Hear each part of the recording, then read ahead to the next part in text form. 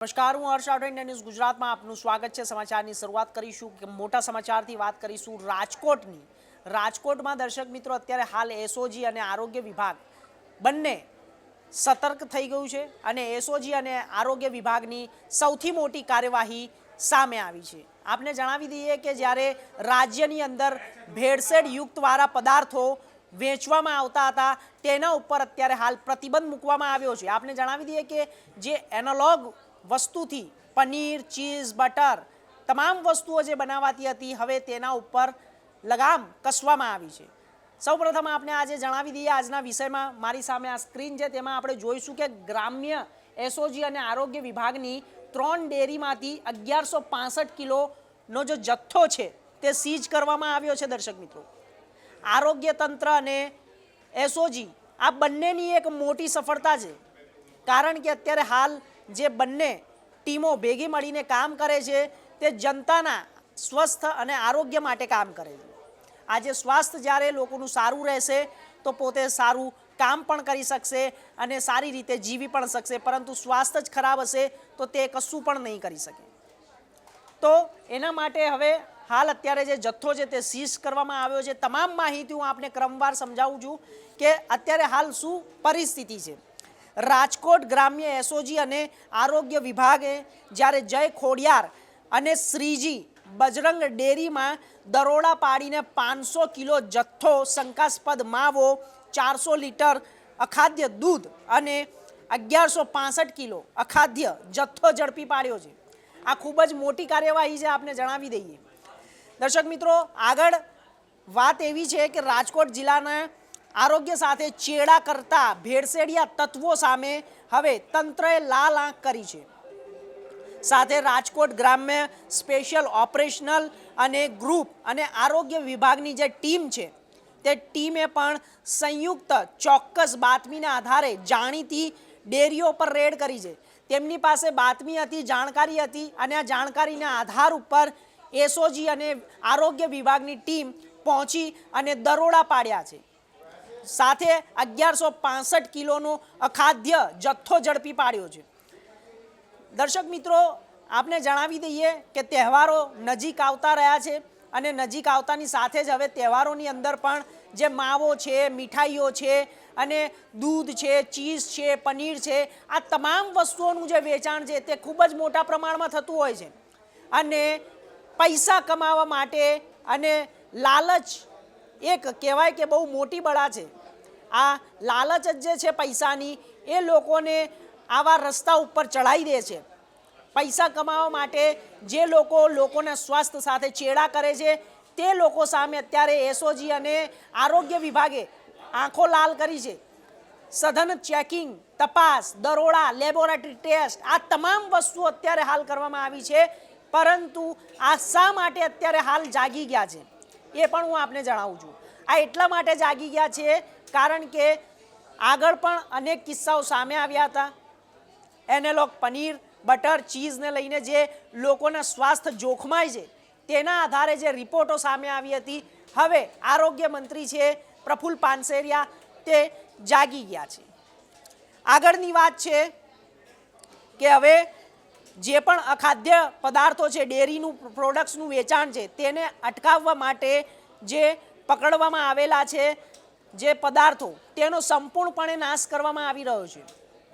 એટલે હવે નાશ કરવામાં આવશે અને સાથે સાથે હવે તે લોકોના જે પદાર્થો છે તેની લેબોરેટરીની અંદર પણ તપાસ કરવામાં આવશે। તો અત્યારે હાલ માવાના વેપારીઓની અંદર પણ ફફડાટ ફેલાઈ ગયો છે। તો આગળની વાત છે કે જય ખોડિયાર, શ્રીજી અને બજરંગ ડેરીમાં અત્યારે હાલ સઘન તપાસ ચાલી રહી છે। આ સૌથી મોટી આરોગ્ય વિભાગની કાર્યવાહી છે, એસઓજીની કાર્યવાહી છે। પોલીસ અને આરોગ્ય અધિકારીઓની ટીમ દ્વારા રાજકોટની જે મુખ્ય 3 પેઢીઓ છે, જે જૂની પેઢીઓ છે તેના ઉપર અત્યારે દરોડા પાડવામાં આવ્યા છે। જય ખોડિયાર ડેરી, શ્રીજી કોર્પોરેશન અને બજરંગ ડેરીમાં એક સાથે રેડ કરવામાં આવી છે। આ રેડ કરવામાં આવતા સાથે જ 1165 કિલોનો જે અખાદ્ય માવો છે, ચીજ વસ્તુઓ છે તેને ઝડપી લેવામાં આવ્યો છે। દર્શક મિત્રો, હવે આગળની વાત છે કે પ્રાથમિક તપાસમાં જ મોટા પાયે સ્વચ્છતા જ્યારે હતી નહીં અને ભેળસેળના પુરાવાઓ મળી આવ્યા છે. દર્શક મિત્રો, આ એક ખૂબ જ મોટી બાબત છે કે પ્રાથમિક તપાસમાં જ જ્યારે ત્યાં અંદર દરોડા પાડવા ગયા આરોગ્ય વિભાગની ટીમ અને પોલીસ અને એસઓજીની ટીમ, ત્યારે જ ત્યાં જોવા મળ્યું કે કેટલી ગંદકી હતી.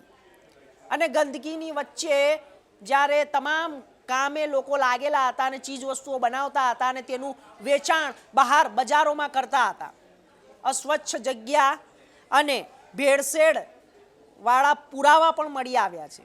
સાથે સાથે 500 કિલો શંકાસ્પદ માવો અને 400 લીટર અખાદ્ય દૂધ સીઝ કરવામાં આવ્યું છે.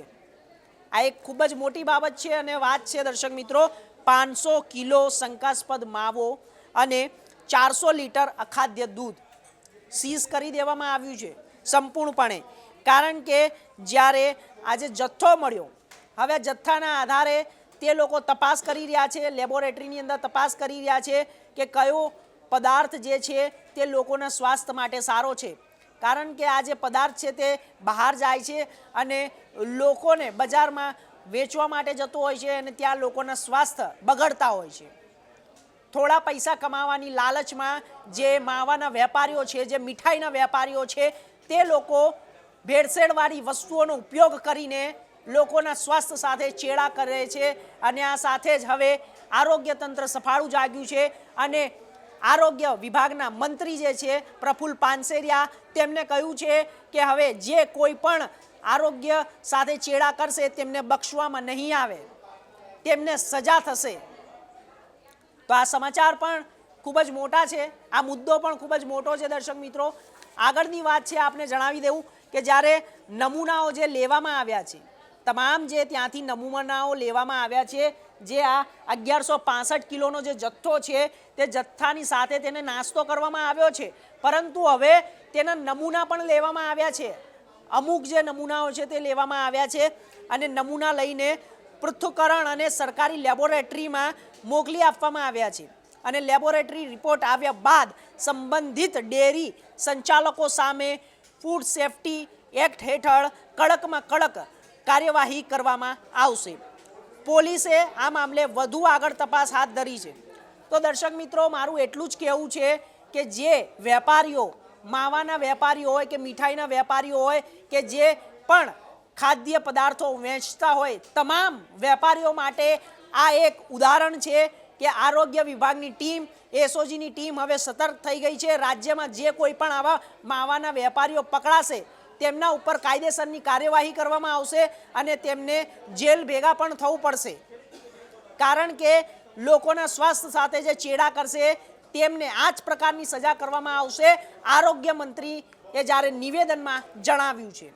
તો દર્શક મિત્રો, હાલ અત્યારે સમાચારોમાં બસ આટલું જ. દેશ દુનિયાના તમામ સમાચાર માટે જોતા રહો ઇન્ડિયા ન્યૂઝ ગુજરાત. નમસ્કાર.